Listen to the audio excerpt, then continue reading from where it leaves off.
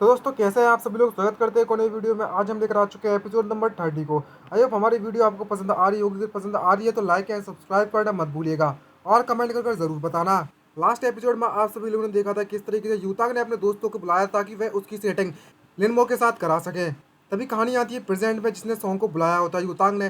Song यूतांग से कहने लगती है, यूतांग शायद तुम्हें ये बात पता नहीं होगी, जो लिनमो है वो मेरा बेस्ट फ्रेंड और मेरा ब्रदर है। अगर तुम इसके बारे में और जानना चाहती हो तो तुम्हें और ज़्यादा पे करना पड़ेगा।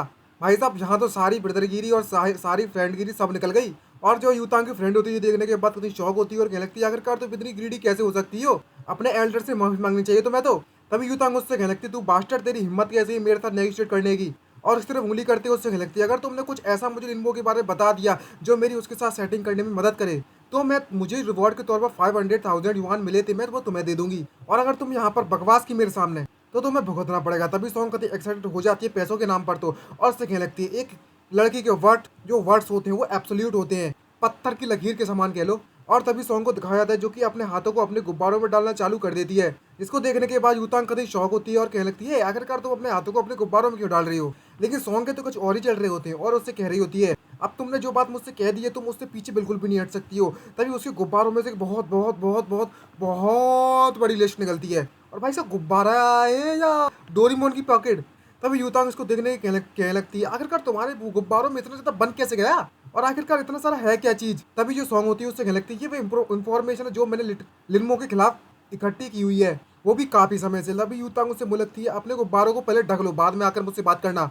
तभी यूतांग होती है, जैसे ही उस लिस्ट को पढ़ती है तो उस लिस्ट को पढ़ते हुए मन में सोचते कहने लगती है, किस्मत की बात है कि जो यान हुई है वो एक बेवकूफ़ लड़की थी, क्योंकि अगर वह डीमन स्वॉर्ड और जिस सॉन्ग यूशु एक साथ मिल जाते तो मैं तो उसका अंजाम भी नहीं सोच पा रही हूँ। लास्ट टाइम तो इतना डिफिकल्ट था, उनके मिलने बाद तो मेरे लिए कतई जहन्नुम से कम नहीं होता। क्योंकि इसको जब यह यानू की कमरा ढूंढने गई थी तो वहां पर उसे 18+ कंटेंट की कुछ बुक्स मिली थी, समझ गए गाइस, और यूनिमो के बारे में ऑलमोस्ट इंफॉर्मेशन सारी की सारी। तभी सॉन्ग उससे कहने लगती है, वैसे तुम्हें एक बात बताऊं, यहाँ पर एक ऐसी चीज है जिसे मैं अभी तक कंफर्म नहीं कर पाई। तभी यूतांग उससे पूछती है, अच्छा क्या चीज है। तभी सॉन्ग उससे कहने लगती है कि आफ्टरनून में हर दिन जो लिनमो है वो लंच नहीं करता है कैफेटेरिया में, एक बार अपना फूड को ऑर्डर कर लेता है और वो वहां से चला जाता है।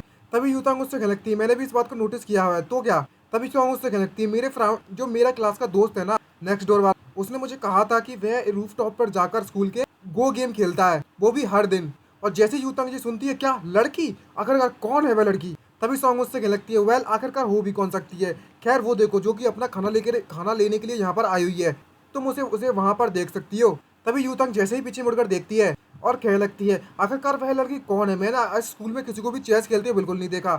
तभी वो देखती है और पीछे पता चलता है ये और कोई नहीं, हान यंजी होती है, जो कि अपना लंच मांगने में लगी हुई होती है। जिसको देखने के बाद यूतांग को तो शौक होती है और कहने लगती है, क्या हान यंजी। और जब हान यंजी अपनी नजरें उसकी तरफ घुमाती है तो उसके पसीने छूट जाते हैं। यहाँ पर वो पुरानी मेमोरीज को याद करने लगती है। यहाँ पर जो यान यंजी होती है वो चिल्ला चिल्ला कर बारिश के मौसम में यूतांग से कहने लगी थी कि तुम्हारी दोस्त मारी जा चुकी है, वो भी इस बेवकूफ गेम के कारण। आखिरकार तुम अपने फ्रेंड की लाइफ को इस तरीके से इग्नोर कैसे कर सकती हो। तभी जो यूतांग की दोस्त होती है वो उससे कहने लगती है, यूतांग तुम्हें थोड़ा ध्यान रखना पड़ेगा, क्योंकि आखिरकार जो हान यंजी है वो लिनमो के लिए कोई अच्छी मैच नहीं है। तभी यूतांग उससे कहने लगती है, ये मेरी दोस्त है। ये सुनने के बाद दोनों के दोनों सरप्राइज होते हैं, लेकिन यूतांग का मूड कहीं खराब हो जाता है और बहुत ज्यादा उदास होते कहने लगती है, खैर हुआ करती थी, ऐसा भी कह सकते हो। तभी वह जो हान यंजी होती है वो रूफ टॉप पर पहुंच जाती है उसके साथ गो गेम खेलने के लिए, और वो बोलती है, आखिरकार तुम यहाँ पर आ ही गए। तभी लिनमो भी उसके सामने बैठ जाता है और उससे कहने लगता है, आज का जो वेदर है वो, आज का जो मौसम है कुछ ठीक नहीं लग रहा है। हमारे स्कूल में काफ़ी ज़्यादा एमपीटीटी क्लासेस मौजूद है लंच टाइम में, हमें हमेशा इस रूफटॉप पर ही नहीं खेलना चाहिए। तभी जो हान यंजी होती है वो काफ़ी सीरियस चेहरा बनाती है और लिनमो से कहने लगती है, हमारी जो बैटल स्टार्ट हुई थी वो यहीं पर स्टार्ट हुई थी और ख़त्म भी यहीं पर होगी, क्यों तुम्हें डर लग रहा है क्या। लिनमो से कहने लगता है, तुम मेरे साथ मजाक कर रही हो, आज के मौसम में कहा गया था कि आज बारिश होने वाली है, और मुझे इस बात का डर है कि बारिश होने के कारण मैं भीग जाऊंगा, और मुझे इस बात का भी डर है कि कोई लड़की आकर अपने बड़े बड़े गुब्बारों और बड़े बड़े हाथों से मुझ पर अटैक कर देगी तो, और इस सिचुएशन का फायदा उठा लेगी। ये बात सुनने के बाद जो हान यंजी होती है उसका चेहरा टोटली लाल पड़ जाता है और एकदम से सरप्राइज होती है, मतलब समझ रहे हो, अपने गुब्बारों से अटैक करेगी अब ये। और तो और लिनमो से कहने लगता है, एक और बात बता दूं, मुझे कुछ समय किडनैप कर लिया गया था, इसलिए मुझे लड़कियों पर बिल्कुल भी विश्वास नहीं रहा। तभी अचानक से हान यंजी उससे कहने लगती, लो मेरा कोट संभालो और इसे पहन लो, ताकि तुम ये मुझसे ये वापस नहीं कह पाओगे कि मैं फायदा उठा रही हूँ तुम्हारा अगर बारिश होती है तो। और सीधे उसके मुंह पर अपना कोट फेंक देती है। तभी लिनमो उसका कोट अपने मुंह से हटाता है और बूंदें पड़ना स्टार्ट हो जाती हैं, और हारियन जी को दिखाया जाता है उसका टोटल चेहरा टोटली लाल पड़ा हुआ था टमाटर की तरह। और लिनमो जब उसकी तरफ देखता है तो वो एकदम से नखरे करना चालू कर देती है। भाई साहब कितनी औसम लग रही है। लेकिन लिनमो उसके मुंह पर डायरेक्टली मना करते हुए उससे कहने लगता है मैं तुम्हारे कोड को इस्तेमाल नहीं करने वाला, जिसको सुनने के बाद हानियंजी और ज़्यादा भड़क पड़ती है और कहने लगती है जल्दी से मेरे कोड को पहन लो ताकि तुम बाद में बहाना नहीं बना पाओ कि तुम मुझसे हार गए हो। तभी लिनमो उससे कहने लगता है अच्छा ठीक है, इस बार मैं सिर्फ एक ही बार पहनने वाला हूँ तुम्हारे इस कोड को, कल की हाल का हार का बदला लेने के लिए, लेकिन अगली बार से अगर मौसम खराब हुआ तो मैं तुम्हारे साथ यहाँ पर खेलने के लिए नहीं आने वाला। तभी हानि उनकी मन में सोचते कहने लगती है अपनी टाई को संभालती होगी इस दुनिया में अगर तुम रूफ टॉप पर चेस खेलने के लिए किसी लड़के को इनवाइट करते हो तो यहाँ पर एक गलत फहमी पैदा होनी तो जाहिर सी बात है।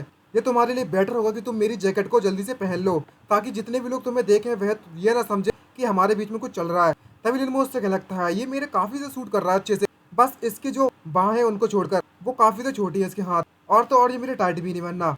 तभी जो हानि हुंसी होती है ये बात सुनने के बाद काफी खुश हो जाती है और अपनी हेकड़ी मारते हो मतलब अपनी डींगे मारते हो उससे लगती है आखिरकार तुम्हें पता भी है किसकी जैकेट तुम पहनने में लगे हुए हो, किसी भी पूछ लेना कि मैं कौन हूँ, हान यिन जिन, और जो मेरा साइज है वो 36 है। और इतना कहने के बाद वो टोटली लाल पड़ जाती है। तो गाइस समझ गए किस बात बारे में बात चलने में लगी हुई है। इनको शौक होता है खेलता 36, आखिरकार 36 क्या है।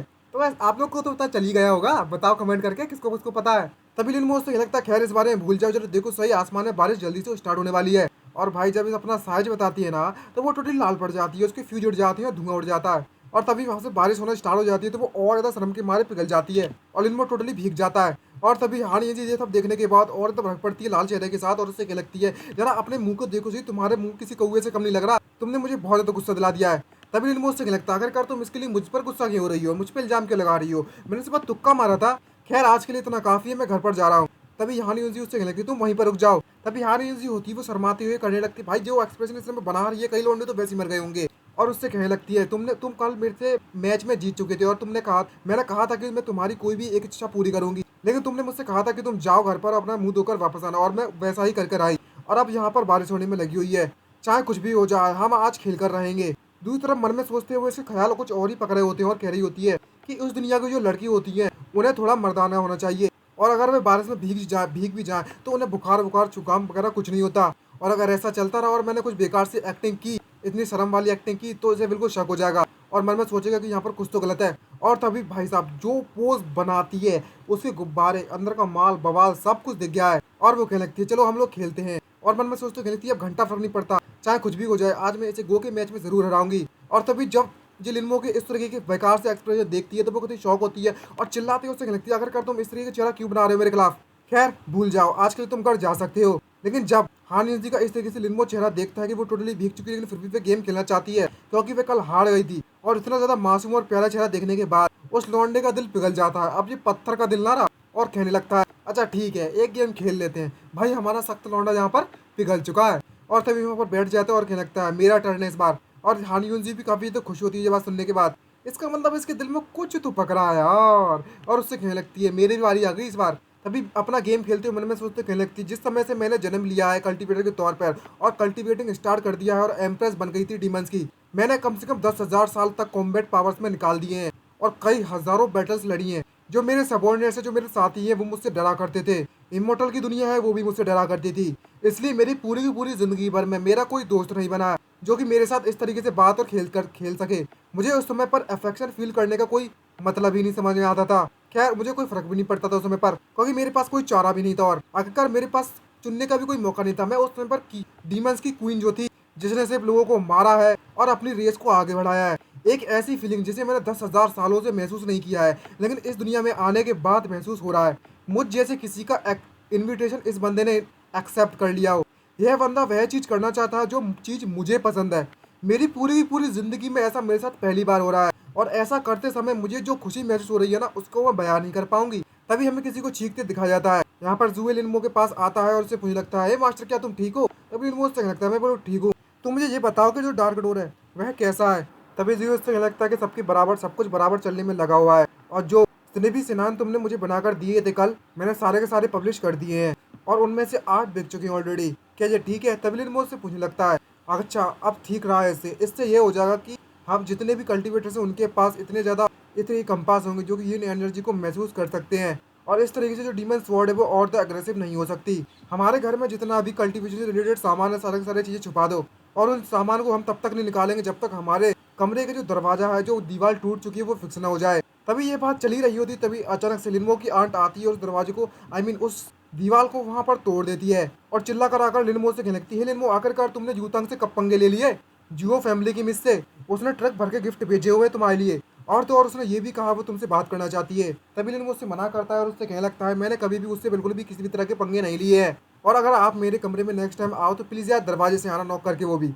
तभी उसकी आंट उससे कहने लगती है, हमारे घर पर गेस्ट आए हुए हैं, क्या तुम नीचे जाकर उससे हाई नहीं कहोगे? तभी लिनमो उसे मना कर देता है और दरवाजा बंद कर देता है बाथरूम को, और कहने लगता है, ये चीज़ वाकई में बहुत ज़्यादा बोरिंग है, तो मैं सबसे पहले शावर लेने जा रहा हूँ। और उसकी आंट मन में सोचते कहने लगती है, ये बंदा वाकई में एक नंबर का कनिक बंदा है और बहुत ज़्यादा चालाक बंदा है। इसने जुओ योतांग को अपने पीछे लगा रखा है। मुझे इस मौके का फ़ायदा उठाना होगा ताकि लिनमो के साथ इस जुओ युतांग की शादी कर सकें। इतना नहीं तो कम से कम इंगेज तो कर ही सकें, जिससे हमारी फैमिली ग्रो हो जाएगी और काफ़ी ज़्यादा अचीवमेंट सक्सेस पा सकते हैं हम लोग।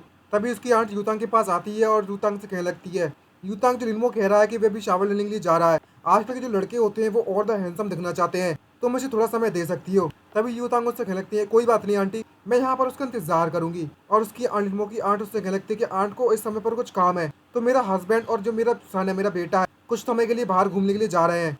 उस समय में तुम लोग मिलकर आपस में जो चाहे वो बातें कर सकते हो। इरादे कुछ ठीक नहीं लग रहे हो, समझ रहे हो गाइस, क्यों अकेला छोड़ा जा रहा है? तभी युतांग उससे कहने लगती है, यहाँ पर ये सब करने की बिल्कुल भी जरूरत नहीं है, मैं बस उससे कुछ कहना चाहती थी और उसके बाद मैं चली जाऊंगी। तभी जो लिनमो की आंट होती है उसे कहने लगती है, क्या तुम बस उससे बातें करना चाहती हो? और वो अपने हस्बैंड और जीजुआन को बुलाती है और कहने लगती है, मैं बाहर करने के लिए कुछ काम है, तो मेरे साथी हो कि तुम लोग मेरे साथ चलो, हम कल दोपहर में जरूर लौट आएंगे। ये सुनने के बाद युतांग सरप्राइज होती है और उससे कहने लगती है, यहाँ पर ये सब करने की चीजें बिल्कुल भी जरूरत नहीं है। और वो टोटली लाल पड़ रही होती है सिचुएशन को देखती है और मन में सोचते कहने लगती है, ये तीनों अचानक से इस घर को छोड़कर चले गए, मैं बस उससे माफी मांगना चाहती थी। अगर मैं यहाँ पर और ज़्यादा बातें करती हूँ तो वो कुछ ऐसे मिस इंटरप्ट कर देंगे और कुछ और ही समझ लेंगे। मैं इतनी ज़्यादा नर्वस हो गई हूँ कि मुझे बाथरूम जाने की ज़रूरत है। और वो उठकर बाथरूम की तरफ जाने लगती है और इधर उधर बाथरूम को ढूंढती है, उसे पता तो है नहीं है, और ढूंढते ढूंढते एक दरवाजे के सामने आ जाती है और सामने से एक दरवाजा खुलता है और वह सोचकर कंफ्यूज होती है और कहती है, ये क्या रूम, आखिरकार ये कैसा रूम है? लेकिन उस रूम में से निकलता है हमारे लिनमो भैया, जिसके सेक्स नहीं 8 पैक्स होते हैं टोटली। उसकी बॉडी देखने के बाद युतांग के क्या एक्सप्रेशन होने वाले हैं, आपको क्या लगता है? कमेंट करके जरूर बताना। तो आज के लिए इतना ही, इस एपिसोड में मिलते हैं नेक्स्ट वीडियो में। बाय बाय, सी यू नारा, साइनिंग आउट, और सब्सक्राइब कर देना यार।